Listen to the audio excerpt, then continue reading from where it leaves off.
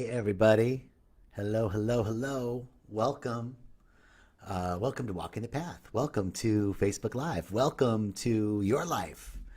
Welcome to my cool new microphone. Hey, what do you know? Don't I? Coming to you live from Rhythmia Life Advancement Center in Guanacaste, Costa Rica. So it looks kind of old school, right? I kind of like it. Okay, so welcome. We are live. We are live from Costa Rica at Rhythmia, and I'm super excited to be here with you guys. I'm so excited to have this opportunity to be here. And I'm just going to pull this up on my phone here really quickly because somehow the new Facebook uh, interface for Facebook Lives doesn't. I don't get as many notifications of who's watching. So hey, now I can see Jody's here and Shamila and Diane and Belinda and Dan and Mandy. Hello, Dan.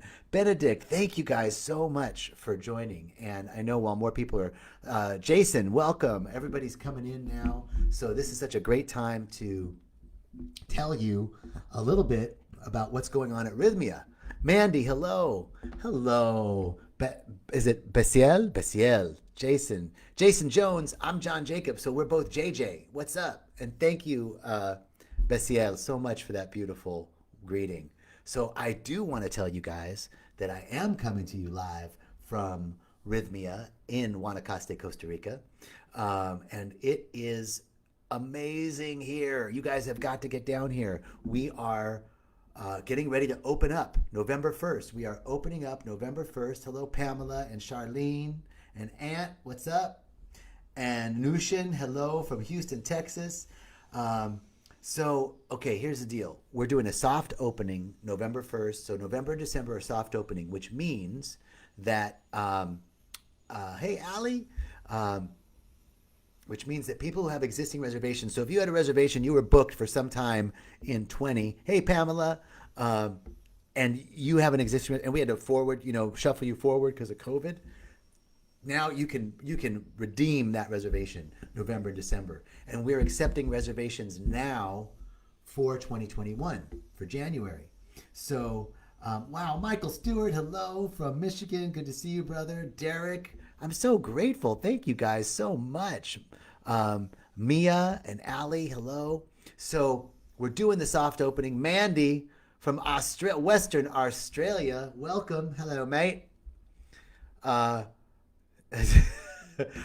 my workout buddy is from Australia, and we do this thing, froggers, right? Like this one movement where it's like a frog, and he always goes frogga. We're gonna do the froggas, frogga. All right, so there's my Australian invitation. Sorry. All right. So thank you guys. So Rhythmia is doing the soft opening, and then we're accepting reservations now. We're accepting reservations now. So check it out, and we are so new. Oh my God, you should see, like outside right now, there's all this construction going on. We're getting ready. Hey, Karen, great to see you. The pool, brand new pool. It's like black bottom, super cool, giant pool that's deep, and the rooms are all being renovated.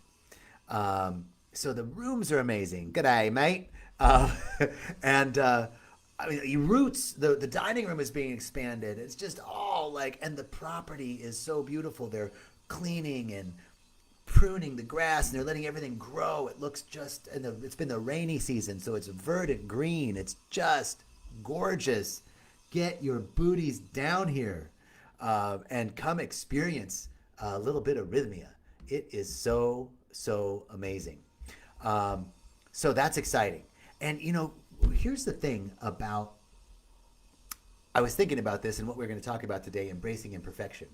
And here's the thing about that is so much of what Rhythmia does is work on both the conscious and unconscious levels. In our spiritual work, we have to work on both the conscious and unconscious levels. And a lot of times what's up for us in our work is, we're doing some work consciously, but unconsciously we have blocks. And so we have to work on both levels. And in fact, we have to kind of trick our unconscious mind or our subconscious mind into accepting the suggestions that we make. I'm going to tell you a little story. So imagine you were at a friend's house, and they were at a big house, and they had a garden down below. You were in the upstairs room, and you were visiting them. You were staying over for a little while, and you walk up into your room, and there's a computer screen you hadn't seen before in your room, and you go to the computer, and it flashes on, and it says you're gonna die, right? And then you're like, wow, what the hell is that all about? And then you go over to the writing table. There's a desk in the room, and there's a note with your, an envelope with your name on it, and you open the note, and it says, "Today is the last day of your life." And you're like, okay, this is getting freaky. So you go to the window, and you see your friend. Hey, Cam. You see your friend outside in the garden down below, and you try to open the window, and it doesn't open, and you're pounding on the window, and you're like, hey, and your friend doesn't hear you. And then you go, okay, forget this. I'm going to the door. You go to the door, and the door's locked. You can't get out of the door. So now what are you thinking, right? Like, this is some kind of scary Halloween movie shit, right? And then you're trying to open the door. You can't open the door, and you hear these footsteps coming up the stairway, and they're getting closer. And then they come to the door, and you hear the door handle jiggle. And now the door handle's jiggling, and the door opens, and it's a figure cloaked in black. And you're like, oh my God, I'm gonna die! Ah! And then it's your friend lifts the cloak. It's your friend that's like, hey, I just wanted to tell you to come on down. Dinner's ready. Now, all these signs, right, had been placed, and none of them were based in reality. None of them were true, and they were all random, but put together in a certain way. You accepted this suggestion into your subconscious mind that said, I'm in a Halloween movie, and I'm going to die. And all of the things made it seem like that was going to happen, and you accepted that suggestion. And I bet if I were in that situation, my heart would be racing. I'd be sweating. I'd be really in that belief. Well, that's a trick of the subconscious, because obviously it wasn't real.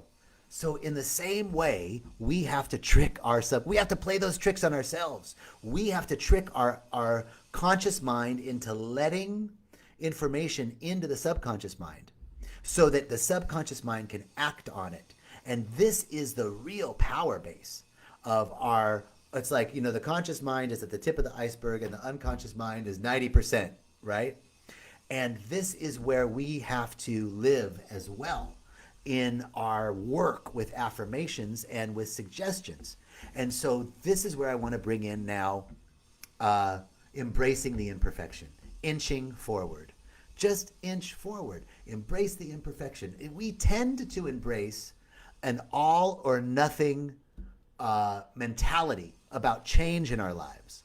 And anything less than perfection is failure. I feel that way. Okay, I'll tell you, last night, since I've been back at Rhythmia, it's been almost 2 weeks since I arrived back here. And I was doing really good in LA on my diet and exercise and nutrition and cardio. And I was like on it, and, saw some changes in my body that I was really happy about and excited about. And I've been really good about, thank you, Autumn, for that. I've been really good about keeping up my practice. But yesterday, Wednesday, whoo, dog. It was one of those days where, like, you set an intention in the morning. My intention was like, I know I have a lot to do today, and I'm just gonna hang in there. And I see my day as going peaceful. I'm gonna maintain my balance in the midst of all this that's going on. And lo and behold, not even halfway through the day, by mid-morning, it was like fever pitch. Everything, the wheels were coming off at the hinge. Shit was going crazy. It was just a busy day. Lots of stuff going on. Tensions were running high. I was on edge. Other people were on edge. We're talking about construction and working on deadlines and getting ready to open and all of this stuff that we're getting ready to welcome you guys back. It was one of those days where by the end of the day, I worked until about 7 o'clock at night. So it was a full day. It was a 12-hour day. And then I just didn't have any more in me. And I didn't go to the gym. And my commitment was to go to the gym for an hour, not even the gym, but just to move my body for an hour. And I didn't do it. And I said, okay, I'm going to be okay with that. I'm going to be okay with that. And then I ate pretty healthy. But then, like, after dinner, I literally got a jar of peanut butter and a thing of honey. And I would, like, scoop into the peanut butter and squirt honey on it and just eat it.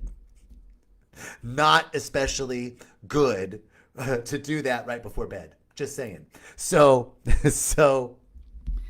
how can I embrace that imperfection, right? Because my tendency is I was doing all or nothing, right? I was on it, doing my practice, doing my meditation, doing my breath work, working hard, working out, doing my, eating well, meditating, all of my practices, work and doing, I'm taking a class, all this stuff, right? Doing all this stuff, and I hold it all together, and then the minute it falls apart, I go into this downward spiral of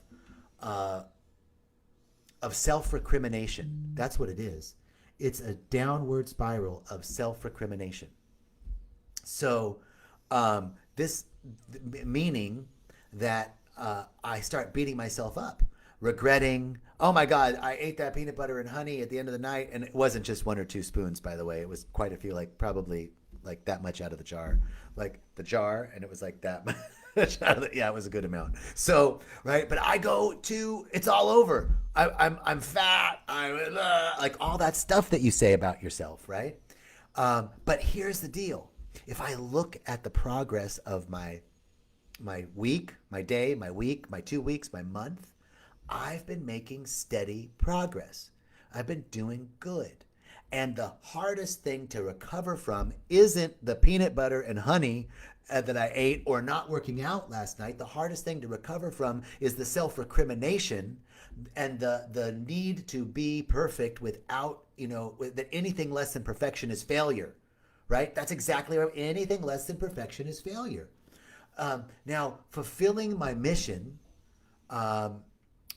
whether I'm doing good or fulfilling my mission, or whether I'm not doing good, or whether I'm not batting 1,000, the thing is, if I'm not batting 1,000, then I'm striking out every time, and that's not the truth.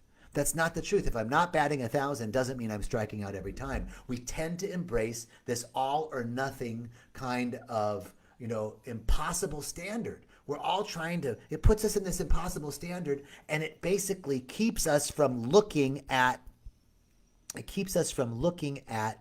the areas where we can improve, because I don't even want to look at that because it's all fucked up, right? I'm just all messed up.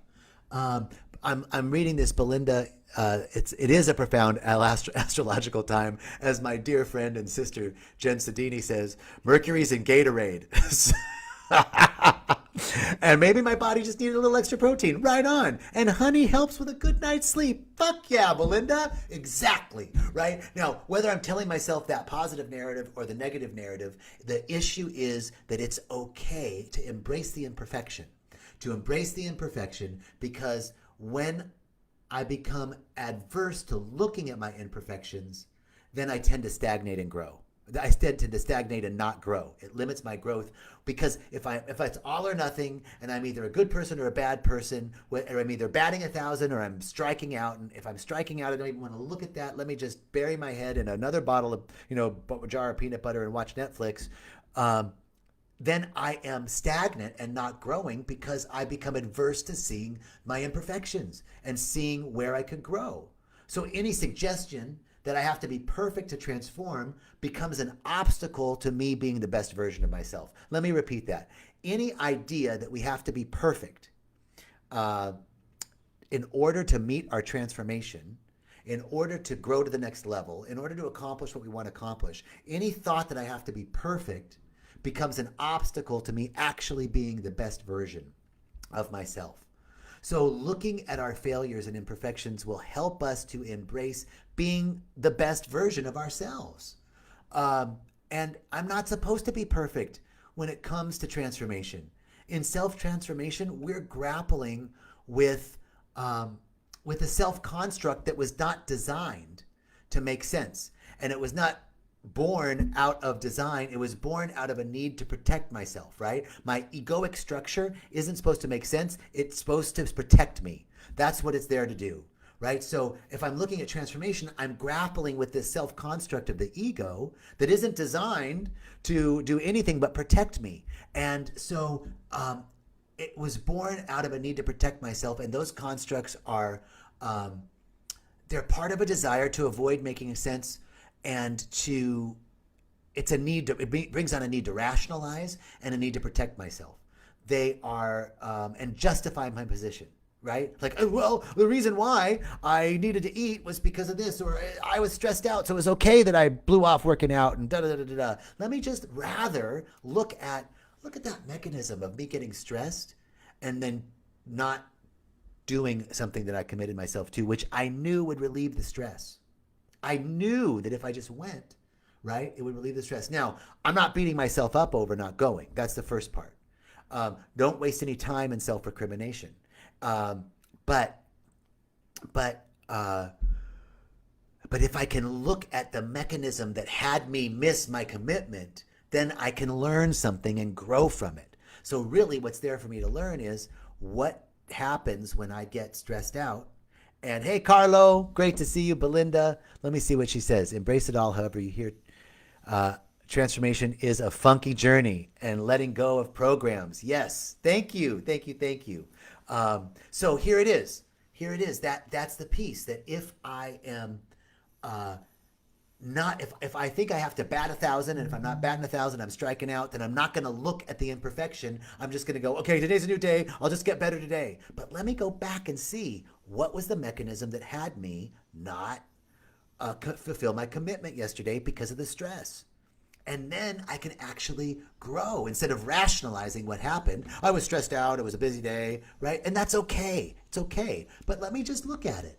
Because we all have unconscious mechanisms that are not intended to consciously hold us back, but they grow out of a protective mechanism, right? I have to protect myself because as the last of 6 kids, there were a lot of people pointing the finger at me. And these little pockets that develop, these little pockets of perfection and protection that develop, they shift us towards an idea that transformation is a place to arrive to. That it's something that we come to. But here it is. Transformation is not a place that you arrive. It's not a place where we get to. But we have to think more in the idea of maintenance, right? 2 ways to think about this transformation piece isn't that I arrive at being awakened and all of is well. I come to Rhythmia, I drink the medicine, and everything's going to be perfect from now on. Here's really the key. It's an idea of maintenance, and it's an idea of the recognition of up-leveling. Okay, so let's go to those 2 things. Up-leveling, like in a video game, right? When you enter a video game and you're at level 1, you have certain things that you can access to. You have access to certain things, certain powers, certain abilities, right? Certain protections, right, that help you in the video game. And then as you up-level, as you level up, as you level in the video game, same video game, but new things are available. You have new access points and new powers become available. It's the same thing with our spiritual growth and development. We might understand the idea that God is in everything or spirit is in everything at one level of our spiritual growth. Here's an example, eternal. I knew at some level that spirit was eternal, but just recently, after years and years and years and years and years and years and years and years of work and spiritual devotion, I got an insight as to eternal, like a new understanding of the same concept that I've known from the beginning of my journey. I up-leveled, and from that new level, a new understanding emerged. It was like the eternal. I was like, eternal, whoa, wait a minute. Eternal, like there was never a before. There was never anything before. There was never a prime mover. There was never it just is. It just is. The eternal nature of the divine is. There never was a moment that it was not. There was never a nanosecond that it didn't be. And that somehow That was a new understanding. So we have to look at spiritual growth and development from the idea of leveling up, that as we level up, we're just talking about the same stuff, but from different levels, there's new pieces of information, new insights, new revelations, new understandings, access points to more of that same concept. It broadens. And the second piece is the idea of hygiene, right? Like, I know that I'm a spiritual person. You're a spiritual person, otherwise you wouldn't listen to me talking about all this bullshit. But you know, we're on this path, right? You're walking the path. We're walking the path together. Now, just because of that, I have moments of not being aware, of moments of being or feeling disconnected. And so I have to look at it like hygiene. Like, I heard somebody use this analogy the other day. They were like, look, you wouldn't say, well, I'm a clean person, so I brush my teeth. He went, oh, you got something in your teeth. No, I don't have anything in my teeth. I brushed my teeth this morning. No, of course, right? Like, hygiene isn't something you do once and you arrive at, right? It's a maintenance idea. So the same thing with our idea of spiritual growth, transformation, and imperfection, right? It's not like I get to a place, then that idea of perfection has us think that it's an arrival point, right? But the idea really is maintenance, up leveling and maintenance. So that it's a constant, like, I gotta probably brush my teeth after eating, or at least use a toothpick, because I might have a piece of spinach stuck up there, right? You would be, oh no, you have a stain on your shirt. No, I washed it. My shirt's washed. No, of course. You gotta wash your clothes every once in a while, right? So maintenance. Those are the two pieces. So, we shift towards this idea of maintenance, and that's something that you work on every day. And our connections with our imperfections is what allows us to be good to ourselves. Bit by bit, we can shift away from seeing our imperfections as an indictment against us, or on our ability to transform, and more welcome the invitation to inch forward little by little. We're just inching forward little by little. That's it. Embrace the imperfection. Embrace the idea of maintenance and up-leveling, and we'll keep inching forward on the path together. Thank you, thank you, thank you. God bless you. Thank you. May this great spirit, may the great spirit lead you to an ever-increasing good, to ever-widening fields of awareness, and an ever deeper connection with the source of all of life. God bless you, God bless you, God bless you. Thank you so much for joining. We hope to see you at Rhythmia soon, and have a brilliant day. And I'm going to try and end this broadcast. Love you all. Thank you, thank you, thank you.